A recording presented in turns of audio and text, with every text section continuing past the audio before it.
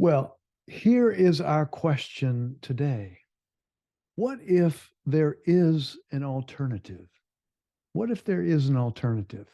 I'm going to explain that question in just a minute. But that kind of question means you are listening to Poetry, Gossip, and the Pursuit of Pleasure with Dale Byron, your host. That's me. This is a place where, as we say, we look at poems in practical, down to earth ways to help us lighten the load, to help us live a little bit better. That's the kind of poems and poetry we look at. Okay, so let's dig right in. I've been doing a lot of thinking about an acronym lately that I think is quite damaging. That acronym is called TINA, T-I-N-A, and what it stands for is there is no alternative. TINA, there is no alternative. And we are told there is no alternative in ways that I think are very distressing. And ultimately, when that washes over us as though that were the truth, it becomes a matter of that can actually lead to quite a bit of despair. And so I want to talk about that today, and I want to bring a poem that I think is going to help us see this whole Tina, there is no alternative, in a different way, to see that there is some interesting alternatives. So we're told, for example, that in economics, our system creates a huge inequality, creates bubbles, creates all sorts of pain and trauma, and yet we're told that's the best system, because human beings are greedy, and it's the best we can do. No matter how many downsides, it's the best we can do. There is no alternative.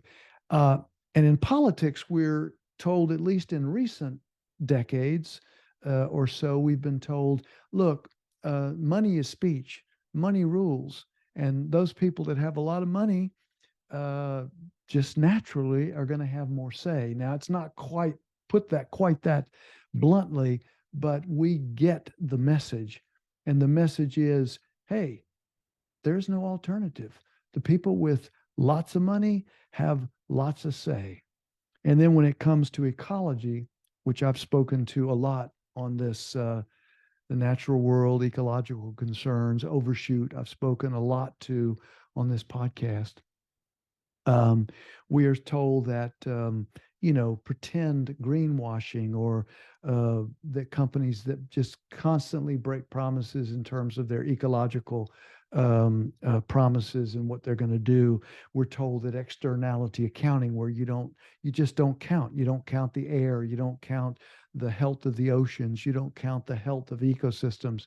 It's just those are external to what we account for. And we're told that's the system. That's that's the way it is. That's There is no alternative. So I was thinking, I was reading a poem that I've known about for many years. This is a poem by the great German poet Rilke, and it was one of his most famous poems. It's called The Panther. And this originally written in German, and this translation was done by the amazing Robert Bly. So let me do the poem, and then I want to make the point. I want to tie all this together. Yeah, just stay with me, please. I want to tie all this together because, this business of we're told there is no alternative and it's just the way it is. And we just sort of kind of trudge on thinking that, well, I guess that's the way it is. We can't really hope for anything different or better. Panther by Rilke, Robert Bly translation. Goes like this.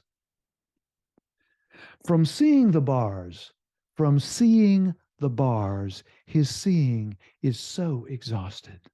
And you can immediately tell that we are watching a panther, that this poem is speaking about a panther that is in a cage. That's what we know from the first line. From seeing the bars, his seeing is so exhausted. that it no longer holds anything anymore. To him, the world is bars, 100,000 bars. And behind the bars, nothing. The lithe swinging of that rhythmical, easy stride, which circles down to the tiniest hub, is like a dance, is like a dance of energy around a point in which a great will stands stunned and numb. Only at times the curtains of the pupil rise without a sound, without a sound. Then a shape enters, slips through the tightened silence of the shoulders, reaches the heart, and dies.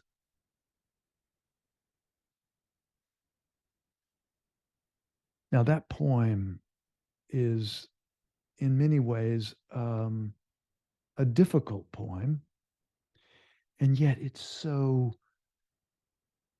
beautifully expressive of what we imagine happens to this great being, this majestic being, this great will in a cage, this panther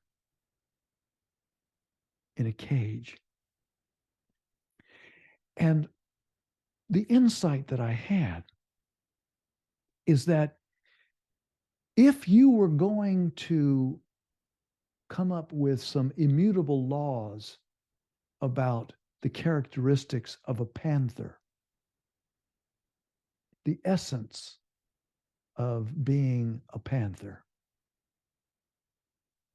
the last place you would go would be to a zoo to see a panther long confined in a small cage, crazed in that small cage. You would not extrapolate characteristics about being a panther and the qualities of being a panther from watching a panther that had been driven mad by being in a cage. Now, I'm going to push this analogy a little extreme. Of course, I understand I'm doing that, but I want to do it to make my point. When we make rules about human nature, about politics, about economics, about corporate behavior, when we make rules up about possibilities and visions, and what we do is we use the current environment, which quite honestly, I think in many, many ways, the current economic system traumatizes people with all sorts of threats and the essential, threats of if you do this, then you will be out of work. And if you're out of work, you may be out of luck. Now, again, I'm not saying every place and every situation, but I'm saying in general, if you think about the bubbles and the swings and when there's a bubble burst like the housing bubble in 2008, and how many people were thrown out of their homes, how many people lost their homes, how many people lost their jobs, how many people did not know from week to week, from paycheck to paycheck, if they had a paycheck. They had no idea about any stability. That is traumatizing. So we make and extrapolate characteristics from an environment that does not give us, to say the least, good quality information, not for our economics, not for our politics, and certainly not for our ecological concerns that we have. From seeing the bars, his seeing is so exhausted that it no longer holds anything anymore. To him, the world is bars, 100,000 bars, and behind the bars, nothing. The lithe swinging of that rhythmical, easy stride, which circles down to the tiniest hub, is like a dance of energy around a point in which a great will stands stunned and numb. Only at times the curtains of the pupil rise without a sound, then a shape enters, slips through the tightened silence of the shoulders, reaches the heart, and dies.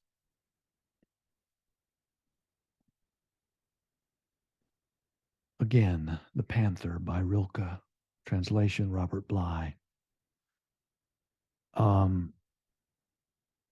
If you consider a statistic that I saw, and I believe it is still true, that there is some huge majority of people um, in the United States in particular that um, could not withstand a unexpected bill of, I think this, they said like $600 or $700, that would throw them into a tailspin. So essentially, a massive number of people living paycheck to paycheck with little or no security. Now, I'm not saying this analogy is absolute. It's not that every human being is traumatized at this level, but I'm just saying, again, as a hopeful thing, this is a kind of hopeful vision that to see that we don't look at the particulars. You put people in a context, in a system, you drop them in that, and then make extract generalized statements about their characteristics. That if we were to be able to change that system, that context, to allow more freedom in a real sense, not just freedom to, but freedom from worry, anxiety, insecurity, that we would see potentially many different characteristics from those beings, just like we imagine what would we see in the wild with a panther different than what is described by Rilke as he sat in that Paris zoo in 1903 and watched that panther pace up and down, up and down in a traumatized way. So I want to end with a poem that I think steps into the vision of what we're talking about. That if we were to give economics, politics, ecology, the natural world, ourselves, half a chance, what could happen? What will happen? Well, here's a poem that speaks a little to that.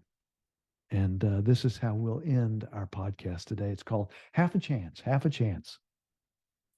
Give Mother Nature half a chance. Give Mother Nature half a chance, and she will turn some pain to joy.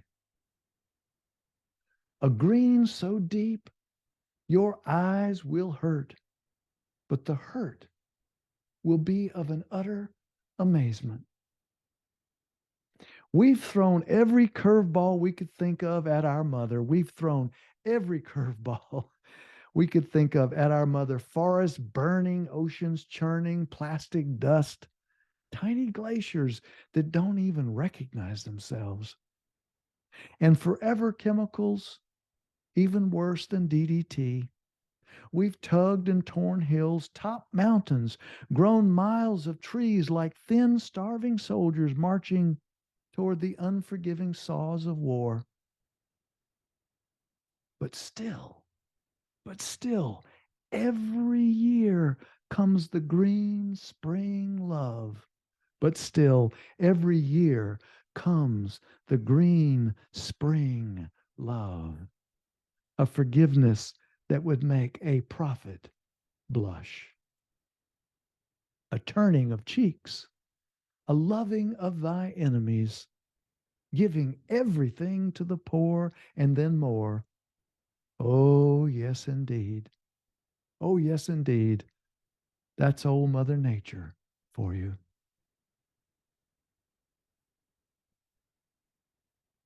Half a Chance.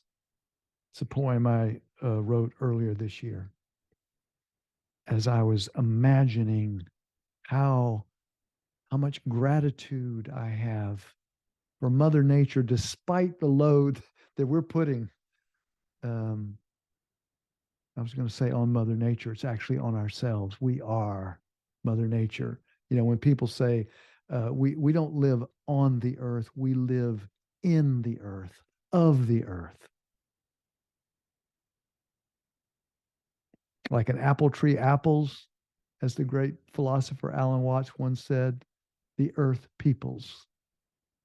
The earth peoples.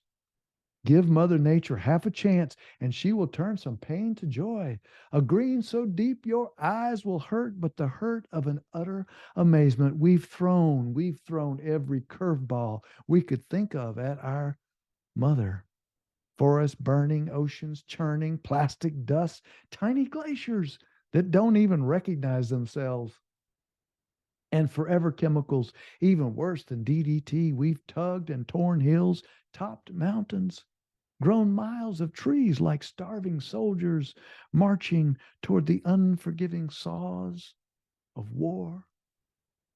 But still, every year comes this green spring love of forgiveness that would make a prophet blush, a turning of cheeks, a loving of thy enemies, giving everything to the poor and then more.